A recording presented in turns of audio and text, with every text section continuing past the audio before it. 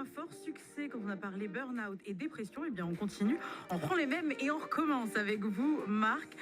On ne voit souvent que le moment où tout craque, le trop longtemps, le corps qui lâche, l'esprit qui s'éteint. Mais après, que se passe-t-il une fois qu'on est sorti du tunnel? Peut-on vraiment se reconstruire, reprendre sa vie, travailler autrement? Ou faut-il tout changer? Pour m'accompagner, je le disais, c'est vous, Marc Darou. Vous êtes consultant en relations d'aide. Bonjour Marc. Bonjour à toutes, bonjour Joëcha, bonjour à tous. Merci d'être avec nous. Pour ceux qui le souhaitent, vous le savez, la première mission que nous avons fait ensemble, vous pouvez la retrouver sur www.lapremière.nc. Ligne directe. Eh bien, c'est parti. NC La Première. Ligne directe. 11h midi. Jérusalem. On va refaire quand même un petit point de situation ensemble. On parle burn-out et dépression. Ce n'est pas la même chose. Alors, quelles sont les différences, s'il vous plaît, Marc? Alors, les deux grandes différences qu'on va voir. Après, comme je l'ai dit la dernière fois, les psychiatres vont vous l'expliquer de façon beaucoup plus claire, puisque c'est leur métier. Donc, moi, je vais vous le dire avec mon métier qui est d'écouter les gens et d'être plutôt dans le comportement. Donc, de ce que j'ai pu voir, une dépression va être beaucoup plus souvent sur des événements de vie où il y a des pertes, des manques. Hier, vous faisiez une émission sur la perte d'un enfant, le deuil parental.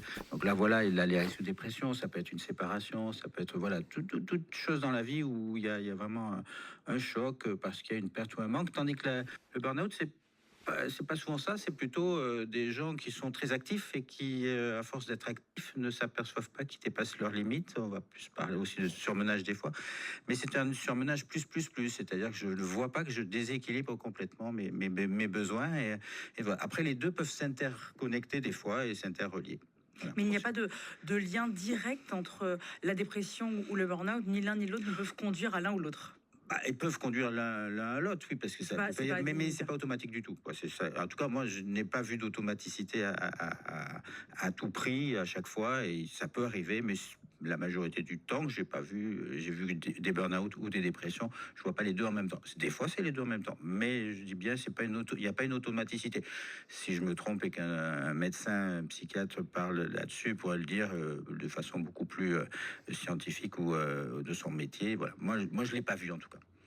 Bien sûr, vous qui nous écoutez, vous pouvez nous rejoindre pour, par exemple, tout simplement nous donner votre témoignage, nous partager votre témoignage. Il suffit simplement d'appeler le 258 258. On a parlé des signes d'alerte avec Véronique qui avait accepté de témoigner mardi. Alors, il y a plein de choses qui sont venues, c'est-à-dire qu'elle ne les a pas vues au moment avant de faire le burn-out, mais dès lors qu'on a fait un burn-out, on se dit, ah, mais en fait, les signes d'alerte étaient là. Quels sont-ils?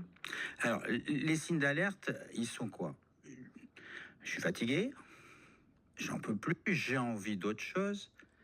Il peut y avoir à un moment donné des pertes de concentration, manque de sommeil. Ça peut paraître bizarre puisqu'on est fatigué, mais c'est l'inverse qui se fait. Moi, je vois aussi d'autres signaux. Il peut y avoir aussi des petits signes d'addiction parce que j'ai besoin de compenser. Comme je suis dans un surmenage, j'ai besoin un peu de faire sauter la soupape un petit peu. Donc, je vais peut-être aller un peu plus vers certaines addictions.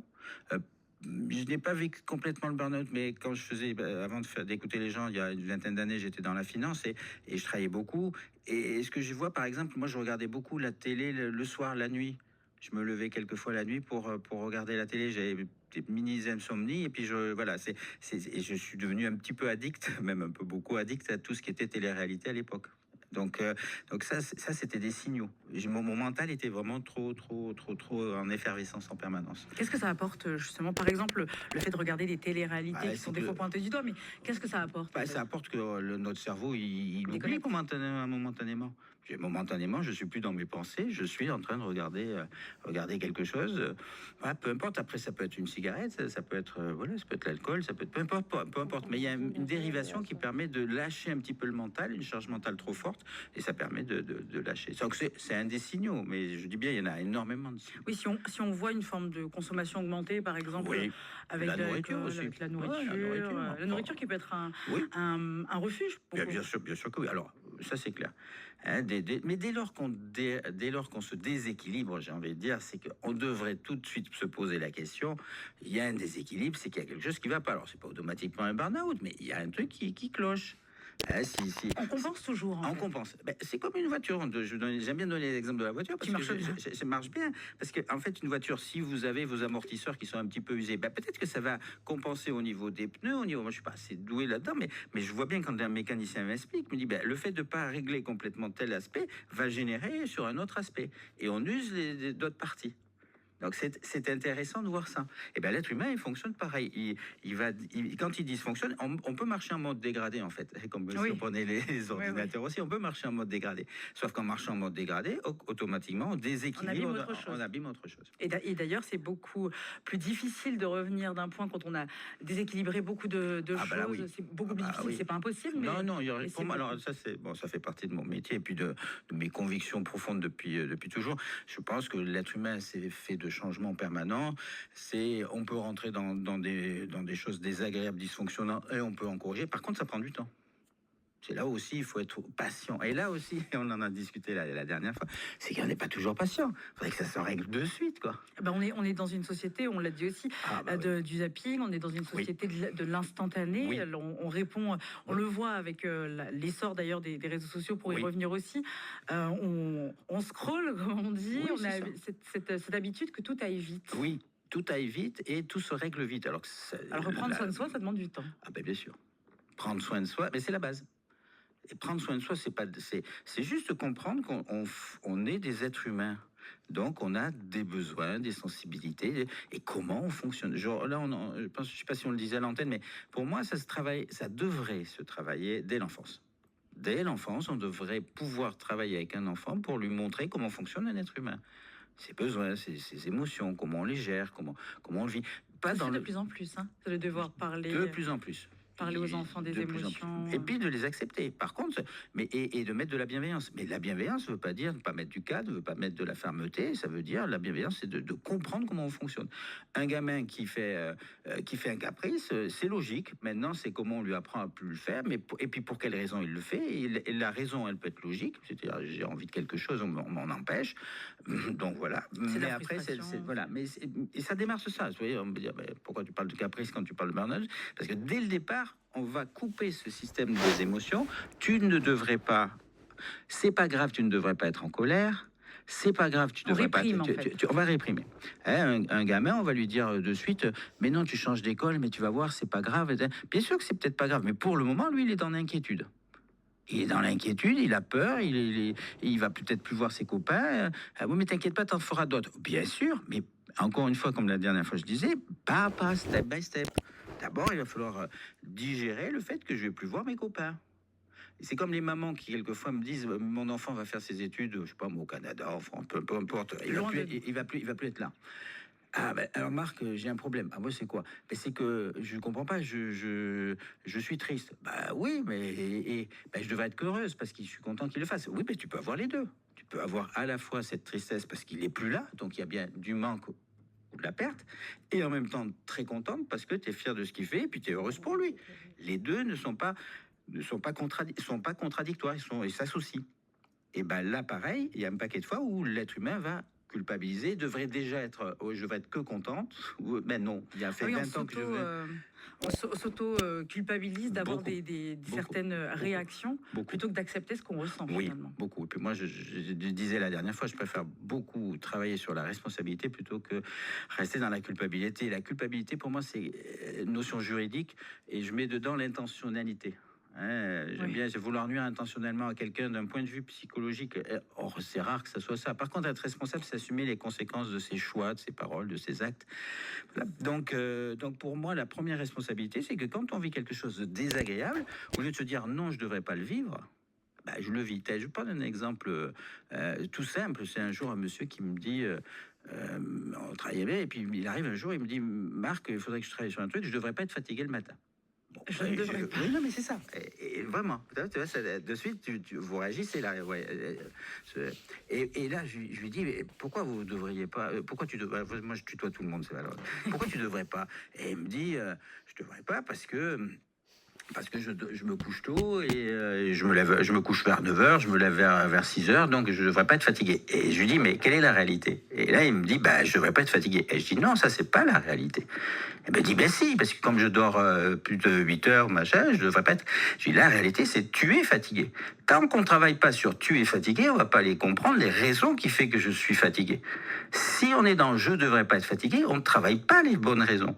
Et c'est là où on va se conduire après une problématique beaucoup plus importante. Puisque je travaille sur je ne devrais pas, je ne suis pas lucide sur que je devrais ou je ne devrais pas, c'est la réalité, elle est là. Donc il va falloir que j'investigue, que j'essaye de comprendre qu'est-ce qui fait que, en dormant 8 heures, je suis quand même fatigué le matin. Mais ça paraît de la sémantique, mais non, pas du tout. C'est vraiment de revenir à la réalité. C'est une subtilité, mais finalement, qui est fondamentale. Très souvent. C'est comme quand quelqu'un me dit je vais avoir une meilleure confiance en moi et que tous les deux, dès qu'il dit une phrase, je suis con, je suis bête, je ne devrais pas penser comme ça. Voilà. Donc oui, non. Vraiment, ce principe de réalité est important sur des... Presque un peu factuel, en fait. Très factuel. La réalité. On est des êtres humains. Mais en plus, on est dans un pays où on me dit que l'une des valeurs les plus importantes, c'est l'humilité. Au moins, l'humilité de reconnaître qu'un être humain, il est fait de force et de faiblesse, et de les comprendre, après de pouvoir en améliorer certaines, et pas toutes. Ça aussi, c'est tel le piger. Et quelqu'un qui a un burn-out va avoir du mal à accepter qu'il a certaines faiblesses. Quelqu'un qui a une dépression, d'autres types de faiblesses. Et alors que pour moi, il faut travailler avec. Et on va faire. C'est faire avec ce qu'on a et surtout se dire ce qu'on a, enfin on a toutes les ressources en nous pour nous en sortir et on a toutes les ressources pour pouvoir accomplir ce que l'on on en a beaucoup. Et si on n'en les a pas intérieurement, on peut aller les chercher ailleurs. J'ai beaucoup travaillé sur l'autonomie quand j'étais au Canada, me former. L'autonomie, être autonome, ce qu'ils disent, être autonome, c'est essayer par soi-même d'abord, et si on n'y arrive pas, d'aller demander de l'aide. J'adore cette phrase. Et voilà, et si on prend une phrase qui est attribuée à Jamal Chibaou, alors moi je ne l'ai pas entendue, donc c'est l'indépendance, c'est le choix, c'est l'interdépendance. Ça veut bien dire qu'on tout seul, on peut pas grand-chose. Et dans le domaine psychologique, humain, c'est pareil. Oui, même la composition du corps, c'est un ensemble. Voilà, c'est un ensemble. Donc, faut arriver à avoir cette humilité de se dire, là, il y a quelque chose qui va pas. Et donc, la première des choses sur le et après, c'est une fois qu'on a conscientisé, comme disait Véronique mardi, je vais voir le médecin, il me dit il faut 3 mois, maintenant ça va être je me pose, passer le moment de sidération. Oui, elle le disait très bien, elle s'est effondrée au moment où elle a appris que en allant voir le médecin, enfin le médecin lui a dit en fait c'est pas 2 semaines qu'il vous faut, c'est 3 mois tout de suite. Et c'est difficile quand on est aussi actif, parce qu'il y a beaucoup de personnes, je pense, qui nous écoutent, et puis la Calédonie a vécu ce qu'elle a vécu l'année dernière, où après quand même il faut se remettre au travail entre guillemets. Oui. La grande fatigue intense que l'on peut ressentir, c'est difficile de devoir être arrêté au moment où on est en fait finalement à fond, quoi. Oui, alors c'est pour ça que pour moi, si on l'anticipe, c'est-à-dire que si on, par exemple, par rapport aux émeutes l'année dernière, quelqu'un vit des choses très difficiles, à la fois il va falloir qu'il continue. Mais s'il est conscient que là, il est dans une fragilité, il peut en même temps continuer et en même temps aller travailler dessus, voir ce qu'il y a à faire. Le pire, c'est je ne travaille sur rien, je fais rien et je continue à fond. Un jour ou l'autre, je vais le payer. C'est ça la problématique. Et là, c'est plus compliqué, parce que là, vraiment, il va peut-être falloir s'arrêter. 3 mois, comme disait Véronique, ça peut être 6 mois. Et c'est logique, puisque je ne l'ai pas anticipé. Donc pour moi, mon but, c'est quand je peux aider avant et de voir, attention, là, vu ce que tu vis, oui, je comprends que tes enfants, tu as une vie professionnelle, tout, tu veux la garder, je comprends. Et en même temps, comment tu vas faire pour nettoyer, vider, réparer ce que tu as vécu, qui est un trauma. Un trauma, quand il est travaillé, j'ai envie de dire, si les traumas étaient travaillés très tôt, dès qu'on en a, je ferais pas mon métier, parce que dès qu'on est petit, dès qu'il y a un petit trauma, on le travaillerait de suite. Parce que les traumas que je travaille quelquefois de l'enfance, c'est bien parce qu'ils n'ont pas été traités dans l'enfance qu'ils nous sautent à la figure à 40 ans, ou à 30 ans, ou à 35. Peu importe, à un moment donné, paf, ce qu'on n'a pas traité, voilà, ça se traite. Ce qui n'a pas été récolté d'une certaine façon, là, négativement peut-être, mais si c'était traité dès le départ... C'est une forme d'équilibre aussi, toujours. Ce qu'on met de côté, ce qu'on met sous le tapis, au bout d'un moment, ça finit par... L'image est bonne, là. Vous avez du monde qui vient, vous mettez la poussière sous le tapis, vous n'avez pas le temps de faire le ménage, je peux comprendre. Mais quand les gens sont partis, si vous laissez la poussière sous le tapis, elle va pas partir. Donc elle va même peut-être s'accumuler parce que si je fais ça à chaque fois, j'accumule. Et un jour, je soulève le tapis, il y a un coup de vent et puis là j'en ai partout. Puis là il y en a un pour moi, il y en a un pour moi pour tout nettoyer. Là on est obligé, on revient à cette obligation entre guillemets. Entre guillemets, parce qu'il y a là encore une fois, il y a toujours des cas où la personne ne veut pas le faire, ou peut pas, ou ne peut plus le faire. Mais donc quand on en revient, vous disiez tout à l'heure, qu'est-ce qu'on fait après et est-ce que c'est impossible de revenir dessus? Non, beaucoup de choses sont possibles. Ah ben c'est plus difficile. Parce qu'on entendait aussi des auditeurs et auditrices qui parlaient d'expériences de vie de plus de 30, oui. 40 ans, où il y a aussi un rythme qui s'est installé, on s'est habitué peut-être à cette fatigue, on s'est habitué à... Il y en a qui trouvent des tips, j'ai envie de dire, qui trouvent des astuces pour continuer, mais à un moment donné, il y a quelque chose quand même qui de l'ordre d'une énorme fatigue ou de l'ordre de la maladie, enfin il y a plein de choses qui se passent au moment où on s'arrête, quoi. Oui, voilà. Alors, donc là, ce que disent les gens, c'est quand il y a deux choses. C'est quand on est vraiment arrivé au burn-out, c'est qu'on est vraiment, ou à la dépression, c'est qu'on est vraiment au bout d'un bout. L'objectif, c'est de ne pas y arriver au bout de bout. Donc, pour moi, c'est plus on répare et on nettoie et on vide tôt, mieux c'est. Maintenant, on peut très bien jamais complètement nettoyer quelque chose, mais arriver à bien le gérer parce que on arrive à avoir quand même un équilibre avec ça et on peut arriver à le faire. Véronique disait, elle a perdu de la capacité des choses. Oui, c'est possible. Maintenant, ça n'empêche pas de... peut-être qu'il y a des fois, elle va dans le trou aussi, parce qu'il y a des mécanismes qu'on peut avoir, mais on peut le réguler beaucoup plus facilement. Là, encore une fois, moi, je suis pas un idéaliste. Je pense que du 100%, ça n'existe pas. Un être humain 100% toujours bien, ça n'existe pas. Donc, c'est comment on va réguler. Le tout, c'est de pas entre 100% et 0 et être à 30%. Il y a une grande marge de manœuvre. Donc, trouver son équilibre. Pour moi, oui, l'être humain, il doit pouvoir toujours être à 70-80% de son bien-être. Après 100%, c'est l'idéalisme, mais 70%, 30%, 80%, c'est pas mal. Et c'est aussi une question de communauté ou de société, cette idée aussi que voilà, c'est aller mal, donc, surtout la dépression, la comparaison entre les deux, c'est le burn-out, on a plus de facilité à en parler, j'ai l'impression, c'est un mot où on a plus de facilité à mettre dessus, mais la dépression, c'est plus difficile, c'est-à-dire que il y a beaucoup comment dire, d'a priori ou d'idées reçues là-dessus. Est-ce que vous comprenez justement cette... Alors, je ne sais pas d'où elle vient, mais c'est vrai. Et il y a un autre élément, c'est que les gens autour ne savent pas toujours aussi comment on fait. Comment on gère. Alors, je fais quoi? Je pousse la personne parce qu'elle est en dépression. Je fais quoi? Je sais pas faire. Et là aussi, ça aussi, il faut demander peut-être de l'aide à des moments donnés pour voir, mais comment je vais conduire. Quelqu'un qui est en dépression, le pousser tous les matins et lui dire, non, hein, non. Moi, je dis toujours, l'être humain n'est pas stupide. Quand on n'arrive pas à quelque chose, donc il va falloir être subtil. C'est du temps, c'est de la patience. C'est vraiment ça. Et c'est vraiment de l'écoute. Et après, la plupart du temps, on peut arriver à se sortir de ça. Est-ce que je suis sûr à 100% que ça marche tout le temps? Non, je peux pas, j'irai jamais garantir à qui que ce soit, je suis sûr à 100% d'un résultat dans ce domaine-là. Dans aucun domaine de toute manière. Je pense qu'il y a toujours les exceptions qui confirment les règles. Mais ce que j'essaie de dire là, c'est comment faire pour anticiper. Et quand on y est dedans, la première étape, je vous l'ai dit sur la dépression, c'est de reconnaître qu'on n'est pas bien. C'est de reconnaître qu'on n'est pas bien. J'ai beaucoup aimé l'émission d'hier parce qu'elle montrait que, en plus, là, ce qui était intéressant, c'est que chacun va mettre une façon différente de le faire. J'en parle pas, mais j'en suis conscient. Moi, le truc, c'est d'en être conscient. Je vais pas bien, j'ai vécu quelque chose de difficile. Ok, il faut déjà que je puisse le reconnaître. Je vais en parler avec des gens qui vont savoir m'écouter, qui vont être bienveillants. Je vais me sentir le plus à l'aise possible pour pouvoir le faire. Ça, c'est sur la dépression, c'est d'arriver à partir de cette partie-là. Et après, petit à petit, je vais mettre des actions en place. Eh bien, on est rejoint par Florinda. Bonjour Florinda, merci de nous avoir rejoints. On vous écoute. Bonjour, merci pour votre émission. Oui.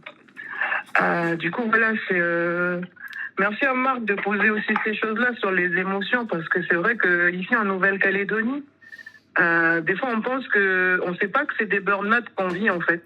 On pense qu'on a une capacité de résilience et une capacité de prendre des coups et de se remettre debout, et puis continuer de faire le travail. Mais c'est vrai que après, à long terme, on va certainement se faire mal. Donc, du coup, je sais pas des fois comment on peut s'encourager nous-mêmes. Donc, moi, j'appelle, c'est juste pour partager et de dire que Ben, le burn-out, c'est vrai que c'est au niveau professionnel, mais c'est aussi au niveau l'engagement volontaire aussi, parce que ce qu'on parle pas aussi, c'est le burn-out de militants. C'est ça. Donc ça, c'est intéressant parce que dans une Nouvelle-Calédonie où il y a beaucoup de gens en fait qui s'engagent, et dans n'importe quel domaine, dans la politique, dans l'environnement, dans le social, dans la lutte pour la place des femmes, des violences, et du coup, ben ça, c'est des fois on se dit non mais voilà, les pleurs c'est l'anti-stress, c'est bon, des fois tu pleures comme ça. Voilà, moi par Pleure un exemple, coup et ça ira, quoi. voilà, moi je témoigne parce que bah, des fois je pleurais toute seule dans le car, il y avait des musiques qui me faisaient pleurer. Et puis j'arrive le soir, je suis fatiguée, mais je suis encore en train de travailler. Et puis bah, je me suis dit, bah, c'est le niveau normal. Et puis comme les gens ils t'encouragent, ils te disent vas-y, c'est bon, de toute façon vous êtes vous êtes là, vous faites le travail, merci de faire le travail, merci. Donc, on a aussi une espèce de, on a aussi flatté aussi, notre ego il est flatté pour dire que voilà, on est partout, on est partout. Ben voilà, les gens ils nous soutiennent quand même. Mais en fait, du Vous coup, n'osez pas en fait, finalement arrêter, quoi. Ben en fait, c'est très dur. Moi, je témoigne en fait pour dire que c'est très très dur. Moi, j'ai été diagnostiquée en 2023 et en fait, j'arrive toujours pas à en sortir. Et je sais pas si j'essaie de me m'auto-analyser, si j'ai un syndrome du sauveur ou même si je dis non, je sais pas si c'est le syndrome du sauveur, mais j'arrive pas en fait à m'arrêter. Ok, ouais, c'est bien. Mais ce que dit Florinda, c'est tout à fait ça. Hein. Alors, dans les besoins, ça c'est vrai que je ne l'ai pas exprimé, et ça rejoint ce que dit Florinda. Dans les besoins que je vois, il y a besoins principaux de l'être humain.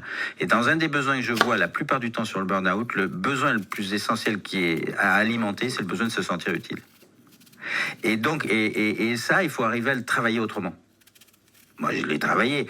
Et je sais les racines que j'avais, j'ai un handicap de naissance, donc il y avait une légitimité à avoir prouvée, et donc c'est d'être utile, jusqu'à ce que je pige à un moment donné, oui, et puis je vivrai toujours comme ça. Florine, de ce que j'entends, elle sera toujours dans s'occuper des autres, dans s'occuper des femmes, de la politique, du syndicalisme, c'est ses convictions, et je pense que c'est juste. Est-ce que c'est porteur et en même temps trouver le bon équilibre? C'est une question d'équilibre, c'est juste une question d'équilibre. Alors l'équilibre, ça peut être ses enfants qui lui disent, ou son enfant qui lui dit,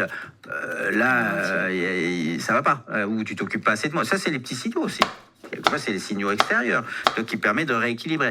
Mais là, ça veut dire qu'il faudrait prendre du recul, pas qu'analyser, parce que je vois qu'il y a une belle capacité d'analyse là, mais prendre du recul et se dire, ok, là, il faut que je puisse être humble, que je suis un être humain, j'ai des forces et des faiblesses, mes forces, je sais bien les mettre en avant, ou m'en servir, et j'ai peut-être des faiblesses comme n'importe quel être humain, qui est, je suis limité, donc comment je fais pour avoir du vide? Ça sera pas facile. Mais surtout, Florinda a dit quelque chose qui est intéressant sur l'entourage aussi, l'entourage qui encourage cette capacité à être partout, à pouvoir être utile. Elle l'a dit aussi, moi je peux me faire un transfert.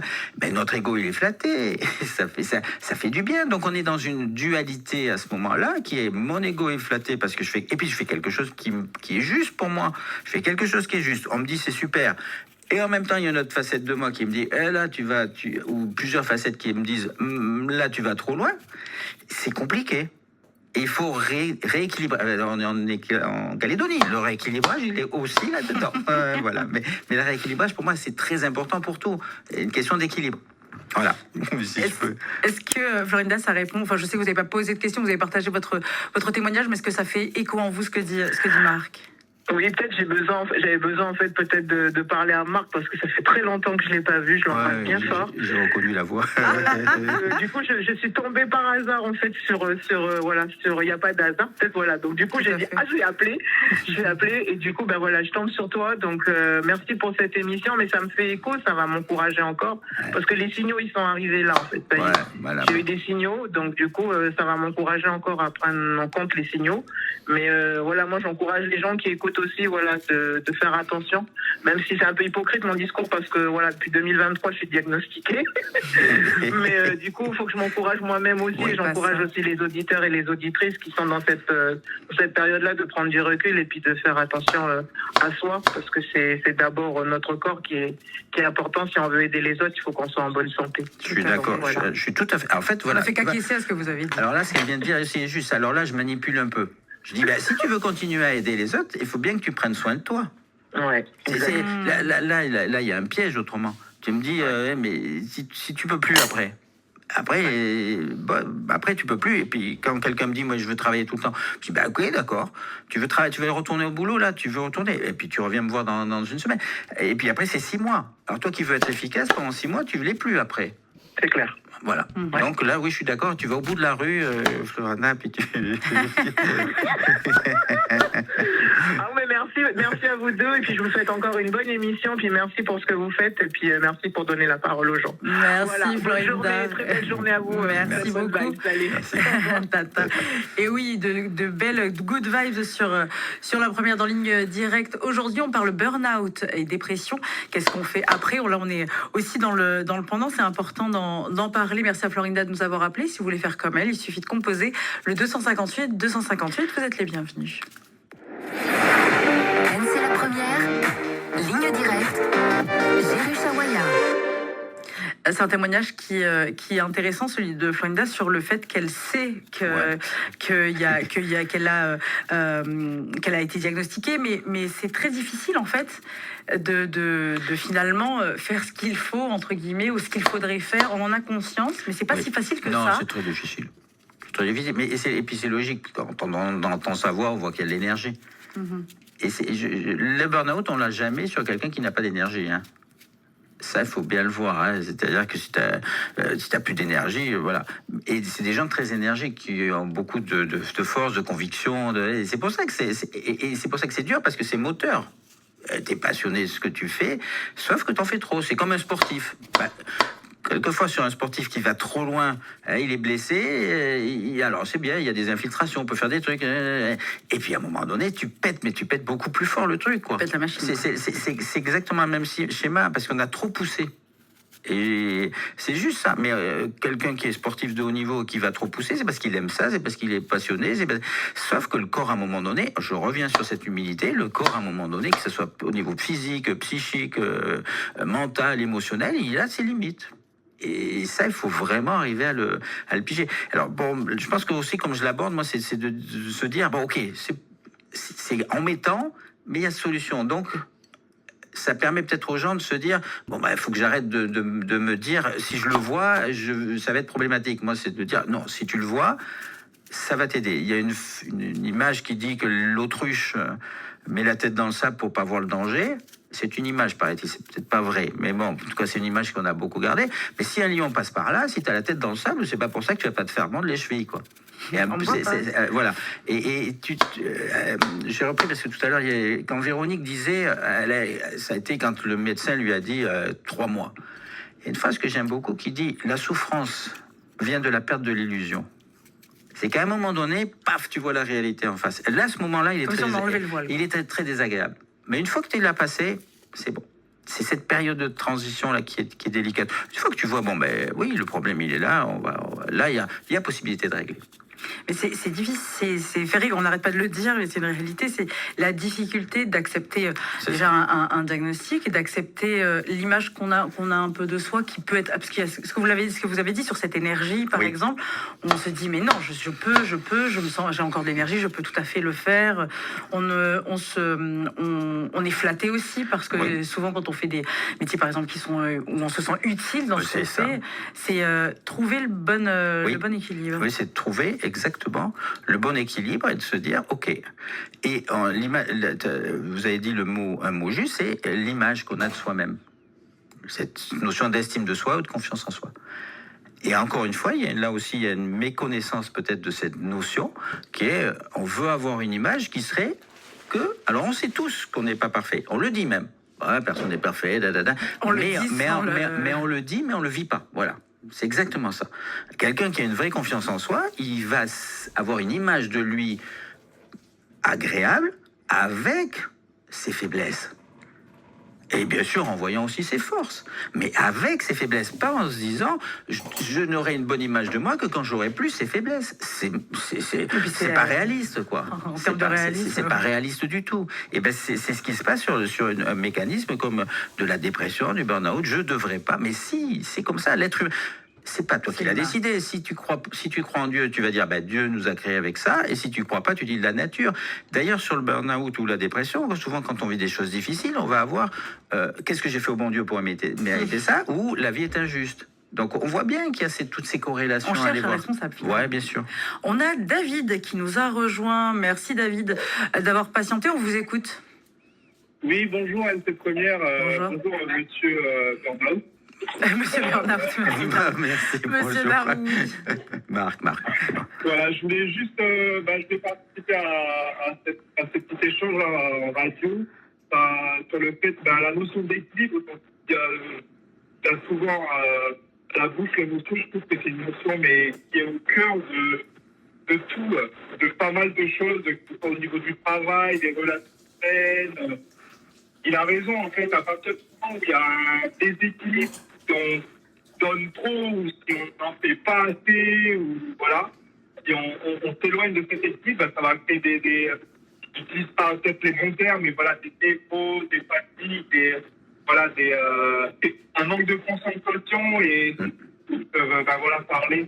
Je trouve aussi qu'en Calédonie, on est pas hyper renseigné, éduqué et au courant de ce genre de mal-être qui sont assez vicieux, assez cachés. En fait. Et À votre avis, pourquoi Pardon. À votre avis, pourquoi dans notre pays il y a cette difficulté à... Ici, on est des natures un peu, tu vois, et là, voilà, c'est une dépression, c'est un burn-out. Demain, moi, on ne peut pas, l'autre là-bas, là, il est en dépression, il est en burn-out. C'est peut-être une fausse idée, hein. C'est l'éducation qui veut ça, mais on va faire comme ça, mais c'est un fait, tu vois, la loi, mais bon, là, tu vois. Enfin, moi, c'est mon avis.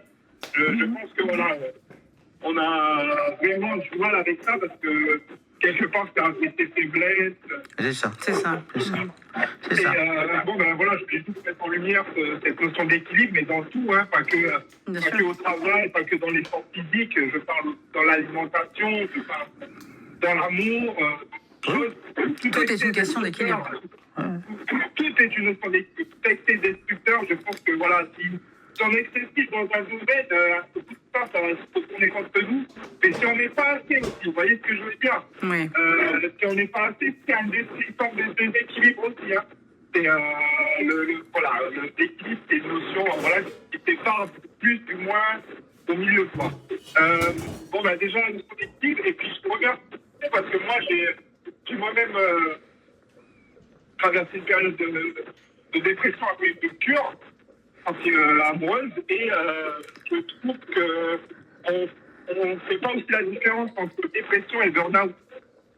Voilà, la dépression elle est beaucoup plus profonde. C'est ça. Oui. Ouais, c'est ça. Elle est beaucoup plus profonde, elle est beaucoup plus dure à traiter. On ne traite pas la dépression avec 2 mois de vacances. C'est ça. En se posant et tout. Mais voilà, donc moi je sais que je traversais les deux. Le burn-out, le début de burn-out, j'ai pu le déceler avant. Par information, lecture, talk show et tout, puis à identifier aux signes, j'ai pu prendre des vacances avant et c'est vrai qu'au retour, j'ai réorganisé cette façon. Voilà, parfait, c'est ça, excellent. Voilà, parce que je ne vais pas revenir dans un même cycle. Donc il fallait que j'ai une impression de pas de nouveau départ, hein, mais ok, il y a des trucs qui ont créé des déséquilibres. À l'instant, il faut comment je vais c'est ça. Et aussi, voilà. Et par contre, la dépression, le plus gros des remèdes, si je peux aider quelqu'un qui est dans ce genre de situation, c'est le temps. Et c'est pour passer par l'acceptation des choses. Et savoir relativiser, savoir faire preuve de résilience. Et puis il y a des groupes qui sont plus ou moins sujets aussi. Il y a des gens qui sont plus ou moins sujets, plus ou moins émotionnels ou quoi. Et voilà. Mais justement, on va en parler. Ouais, je vais m'arrêter là, mais... Mais non, mais merci. Merci beaucoup. Dans le cas que les mecs choc là. Je n'ai pas de parler... de dire les choses. Arrêtez de faire les mecs chocs. Ah oui, c'est... Ok. Allez, bisous, Jérusalem. C'est une bonne journée. Merci. C'est Byron. Moi aussi. Bisous. Tata. Merci, Excellent. merci beaucoup. Merci à David, merci aussi à Florinda qui ont appelé, qui ont partagé leur témoignage C'est parce bien. que c'est pas facile. Non. On le Alors. disait, et dans les deux témoignages d'ailleurs, ils le disent tous les deux. Avant de continuer, pardon, on a déjà quelqu'un au téléphone, Oui, c'est Floralie. Floralie, bonjour. Oui, bonjour. Merci d'avoir patienté, on vous écoute. Il n'y a pas de souci. En fait, moi, je voulais témoigner comme quoi que, en fait, un jour, j'ai fait soit un burn-out ou une dépression, mais je me suis pas rendu compte, au fait, que j'étais en train de faire une dépression. Enfin, je sais pas si c'était une dépression ou un burn-out, enfin bref, mais j'étais vraiment pas bien.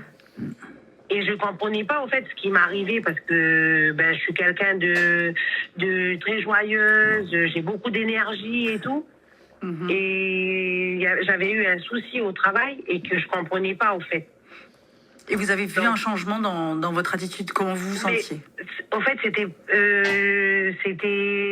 toujours volontaire. Je voulais aller au travail. J'étais bien parce que j'étais institutrice remplaçante pendant un temps. Et du coup, avec mes élèves, ça se passait hyper bien. Et puis, je sais pas, du jour au lendemain, en fait,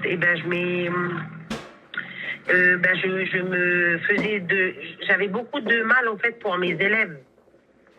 Pas que je voulais pas aller au travail ou que j'avais du mal avec mes élèves, mais je pensais beaucoup à eux, en fait. D'accord. Pour que je voulais qu'ils soient bien, qu'ils apprennent vraiment dans de bonnes conditions. En fait, je m'investissais beaucoup Voilà. Il y a un pour surinvestissement. eux. Et en fait, j'ai eu des soucis avec mon employeur et un parent d'élève. Et ça vous a... Voilà, exactement. Et du coup, moi, en fait, j'ai pas compris. C'était quoi le problème, quoi. Et du coup, quand j'ai pris... En fait, je me suis remise en question. Par rapport au fait que le parent, là, n'était pas... pour le parent, j'étais pas l'instit adéquate pour son enfant. Ah, et ça vous a touché, et ça vous êtes remis en question sur votre manière de faire? Ou ça peut être aussi de se dire, voilà, la personne, ça ne correspond pas.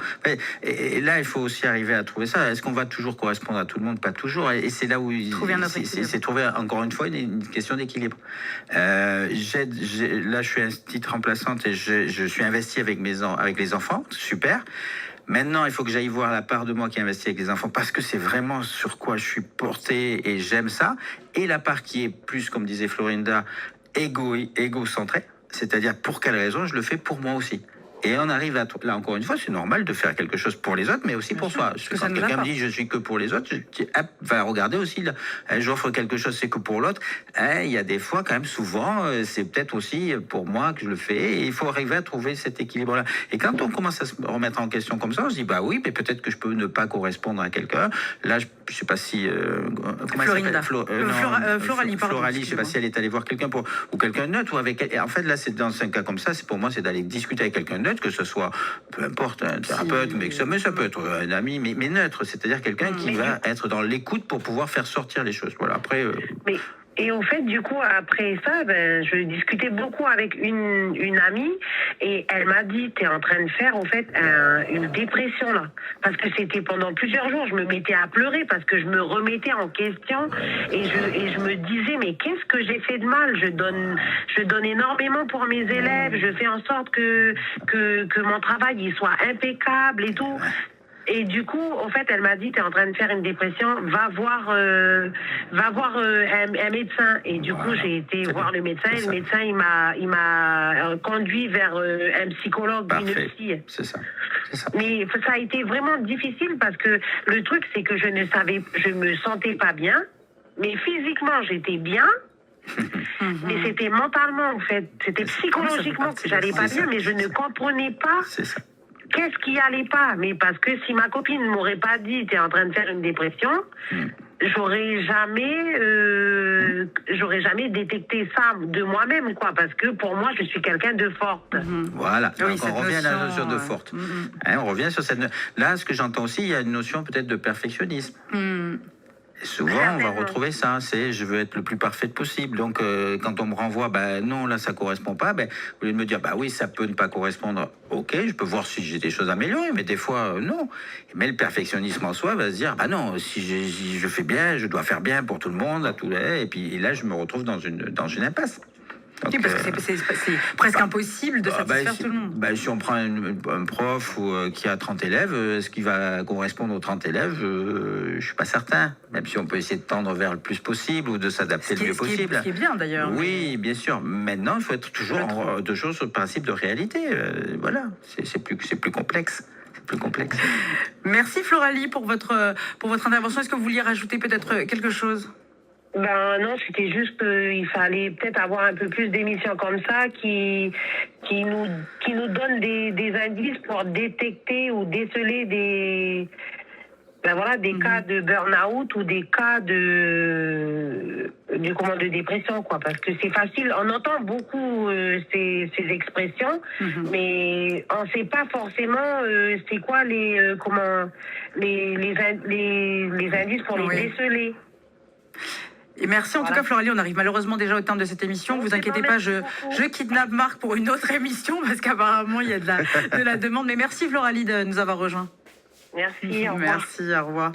En effet, il y a énormément de demandes, de questions, en tout cas autour du burn-out. C'est un mal, entre guillemets, enfin le burn-out et la dépression. Oui. C'est un peu le mal du siècle, j'ai l'impression. Alors, encore une fois, c'est un mal, c'est un effet de problème, donc c'est d'aller regarder les causes. Pour moi, c'est pour tout. Là, je vais faire pour vous ouvrir sur d'autres émissions. On peut faire exactement la même chose sur les addictions. On veut souvent s'occuper des effets au lieu de s'occuper des causes. Donc moi j'aime bien m'occuper d'essayer que les gens comprennent les causes pour éviter que les effets arrivent derrière. On peut travailler des années sur tous ces sujets. Si on ne travaille pas les causes, on pourra faire pendant 20 ans encore l'addiction, le burn-out, etc. Voilà, bon, merci en tout cas. On se retrouvera en tout cas pour continuer d'en parler. Si vous traversez un burn-out, une dépression, surtout ne restez pas seul. C'est parfois difficile de faire le pas et d'oser demander de l'aide, mais un pas après l'autre et doucement, ça ira. N'hésitez pas à vous entourer. Le 05 30 30, le numéro de SOS Écoute, un numéro gratuit et anonyme. Elle, c'est la première. Ligne directe, 11h midi.